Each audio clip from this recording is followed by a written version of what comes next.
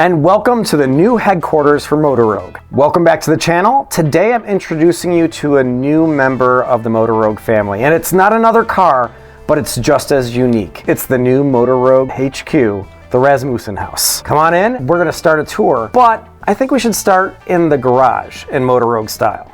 Since this is the Motor Rogue channel, let's start with the garage, just like I said. This has got unbelievably potential to house the collection. It is a little low, so as you can see, the G-Wagon is not gonna fit in there. However, I'm gonna show you a way that I feel pretty confident I can fit the entirety of the collection with exception to the G-Wagon. So since this is a Motor Rogue show, we're gonna start in the garage. Normally you go through the front door, but no, I think we start in the garage. It looks very small. It is low, that is one problem, so the G-Wagon cannot fit in here. But outside of that, picture this. We're gonna knock down this wall, so all this goes away and becomes more car space.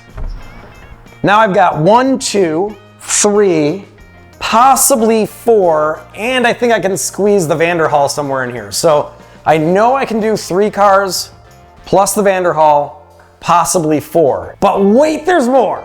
And welcome to the car bar. So here's my thought. Going to continue a nice epoxy floor from the garage into here. This can be runoff garage space for another vehicle, and also a centerpiece for a very cool living area. Over here, we're gonna have a nice beverage center, wine, a little bar setup, and of course a big screen TV right here. Flanked with couches, chairs, you name it, all the comforts of a cool lounge. We'll entertain right over in the built-in bar, built by Robert Rasmussen himself. So as people come on in, they can sit in the car, look at the car, walk up to the bar, I'll make them a drink, and have some good times. This vaulted ceiling will be perfect for a disco ball, so definitely gonna put one of those in there.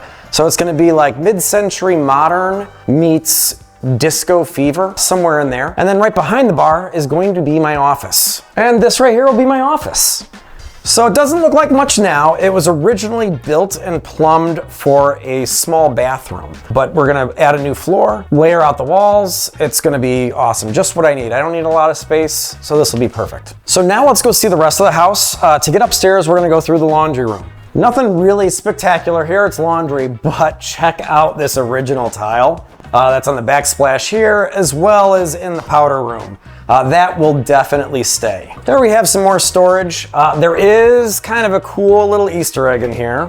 Looks like Little Shop of Horrors or the Gimp room, but if you look down in here, you'll see Bob and his wife put their handprints in there and dated it 1967 when the foundation was poured. He built about 75% of this house on his own. Part of the problem with the air vents and why it's taking so much is he wanted really balanced air.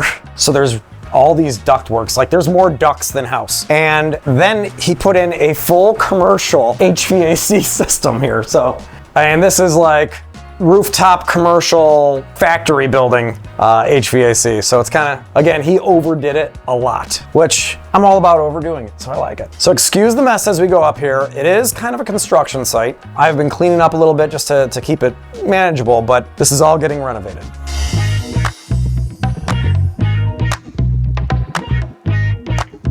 So coming up the stairs empties you right into the work kitchen. Again, excuse the mess, but Bob took a lot of the principles from his mentor, Lloyd Wright, and kitchens were not really supposed to be a living space. It was a workspace. So very small, you know, meals were meant to be had as a group out in the dining room. So he actually expanded a little bit more than Lloyd Wright would, with a little bit of a seating. But overall, this is very utilitarian, but man, he had some great design. Check out the 70s tile. This skylight is actually really cool because it's not only a skylight, it's 2 skylights. And sandwiched between there is lighting. So you get the feeling of a skylight all day long.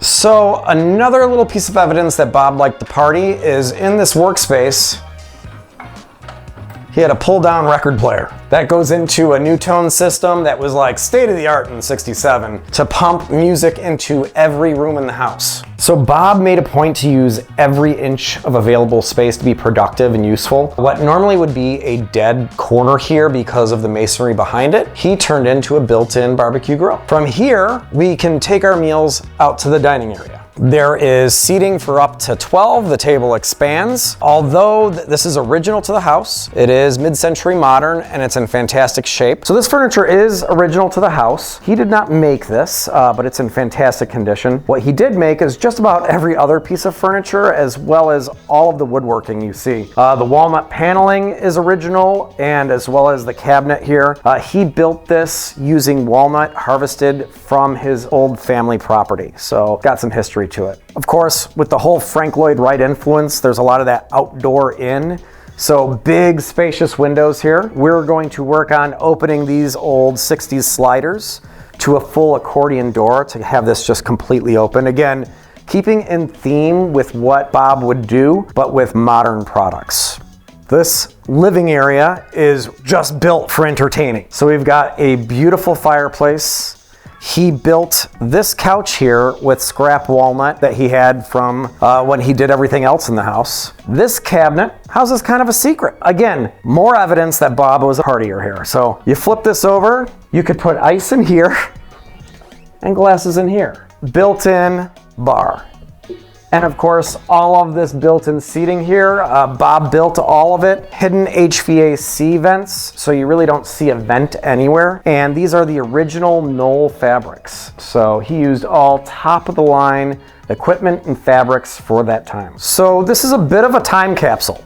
Nothing has been changed from 1967 when he built it. Bob left it completely intact. There's a few adjustments that were made that we'll go through, but for the most part, it's exactly how he built it. What's really interesting to me is when you go to old houses, you know, there's a lot of old technology, if you will. Bob used really state-of-the-art technology as he built this. Like even the glass, although they're not built-in sash windows like we know today, they are double pane insulated glass that he then built into these mortises and glazed in. So it is the same technology of a window that we use today, just very new for that time. Again, Bob making use of every material available. This is a lamp he just decided to make out of some of the scrap wood. These were lampshades from a pool table that he turned into a globe and a lamp. Keeping with the modern aesthetic of not seeing cords, he ran the electrical through the leg of the lamp and under the carpet here. So here's the design plan for in here. All this green carpet is coming up, and to keep it in period style, we're gonna do a poured terrazzo floor. I think it'll be a lot easier to keep clean and nice, and it'll still look like it was meant for the house. We are going to keep the original Knoll fabric cushions on this built-in. I love the color of green. We're just gonna repad it with new cushions, new foam. This is going to become our TV area. Now, I don't wanna have a TV eyesore in the middle of the window, so what I'm gonna do is build a motorized lift so the TV comes out of here. And that way it tucks away when not in use. Dining room is gonna remain relatively the same. And like I said, just some new doors here. Other than that, this room stays pretty much as it is. So another thing that you'll notice, again, the Frank Lloyd Wright influence is that whole feeling of compression and then release. So Frank Lloyd Wright was very into like you kind of corral somebody into a small space and then you reveal a larger space. It makes you feel like you're entering a show place. So we encountered that coming up the stairs. It was like a bit of compression, and we came out to this room, very expansive. We're going to enter that again as we go into the hallway. This hallway is very typical Frank Lloyd Wright. I think it's 36 built-in cabinets that span this entire hallway here. So we'll come on in. Again, we're compressed. It's only 3 feet wide, and we're gonna find our first bedroom. So this is like a Jack and Jill bedroom. Some people know a Jack and Jill bathroom where 2 rooms share the bathroom. This is a Jack and Jill bedroom. So you have 1 bedroom here, and then you come around, again, all tons of built-ins here, and it leads right to the other bedroom. But when you're sick of each other, you can close it. So to make it 2 separate bedrooms, we're going to retrofit this desk. We're going to put in a bookcase here so that this hidden panel door can close and it can be 2 completely enclosed spaces. But this next bedroom is just a complete mirror of the first. This was the kids' room. So they had it set up with 4 day beds, I assume for sleepovers and fun stuff, but they had 2 kids, and I assume one took one side, one took the other. So sandwiched in between the Jack and Jill bedroom is the guest bathroom. This is the only room in the house that has been updated. Don't know the whole detail why why it was updated with these particular fixtures. It looks a little out of place, to be honest. But Bob updated this with all modern appliances, I think sometime in the 80s or 90s. So new bathtub, it looks very 80s. The original vanity he built, but then tiled everything in travertine, kept his original medicine cabinet and lights. And again, another round skylight. So now we got more cabinets, and we're gonna go to the primary suite or primary bedroom. Come on in. So small but functional, just as much space as I would need to sleep. So built in his and her closets. Even within here, he thought of this. Automatic lighting when you pull out the drawer. And another thing, so I know it's kind of a fad to have hidden hinges and concealed. He was doing them back in '67. Again, want to keep the room nice and quiet and the light out for sleeping. So these are made to open during the day to let the natural light in, but then close to keep it out. Another thing Bob did, I'm just overwhelmed by how he thought ahead on everything. So nice little desk area here. Excuse all my cleaning supplies. Looks normal enough for the 60s, right? But he went ahead and thought of, before laptops, putting an outlet in here. So he was truly ahead of his time.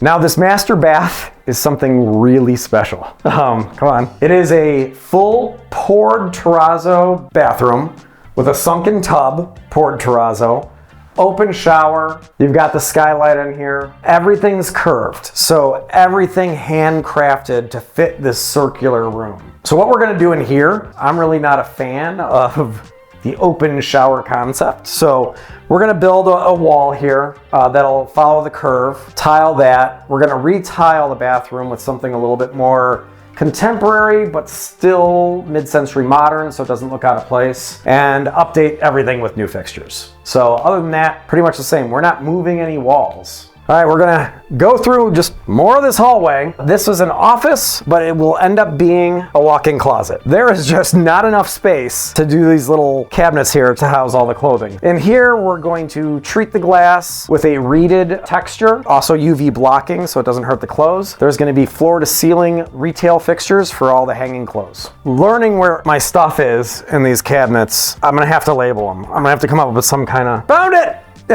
So it's kind of a built-in hamper, but the middle section is a laundry chute down to the laundry room. It catches everything in one of the cabinets. All right, so we're gonna exit and kind of just take a look at the grounds.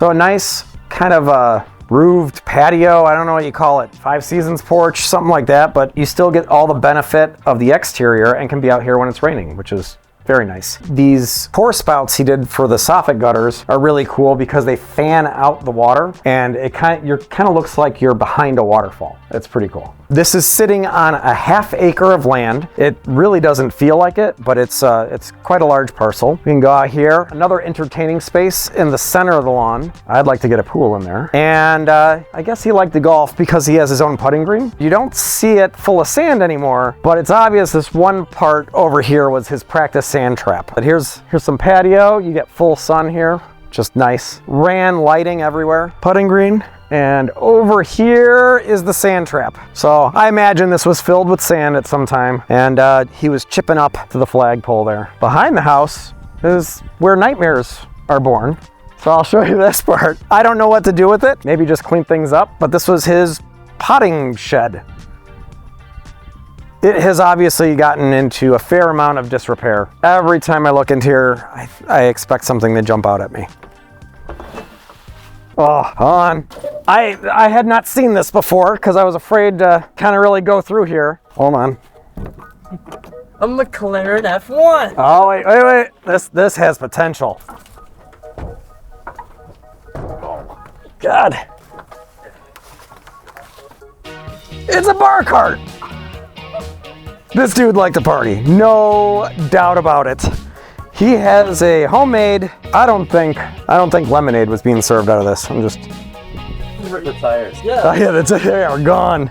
The white wall has seen that. Oh look, this must have moved up for a little bar table. Also on the other side. I just looked at it, I was like, what the hell is that?